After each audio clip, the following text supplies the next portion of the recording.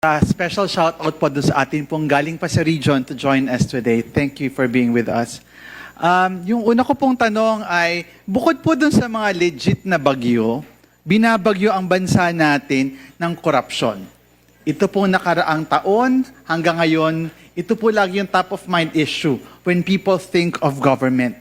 At ito po ay korupsyon sa issue ng flood control, health facilities, at iba pang infrastructure projects.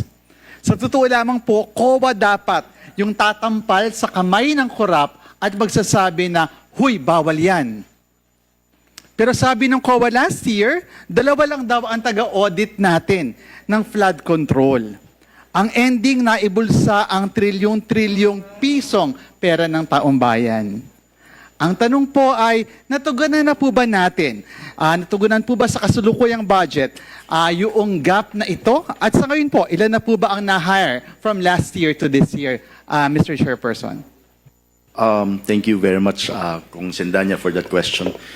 Tungkol po muna doon sa binanggit ninyo, doon po sa, I think you were referring to the first District Engineering Office of Bulacan.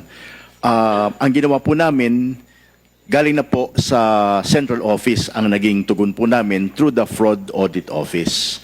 So, ang ginawa po namin ay nag-conduct na po kami ng fraud audit on marami na pong na-take up na transaction po dun sa Bulacan. Actually, I think we're able to have around 50 fraud audit of 50 transactions. And ito nga po ang ginagamit na po ng ombudsman. Una po muna, nung una po ay sinabit po namin ito sa ICI. But nung pong natapos na po si ICI, we submitted everything to ombudsman. Ito na po ang ginagamit ng ombudsman for the cases that are being tried in the sa preliminary investigation po sa kanila, and then sa Sandigan Bayan na po yung iba. And also our auditors are the ones mga naging witnesses po dito.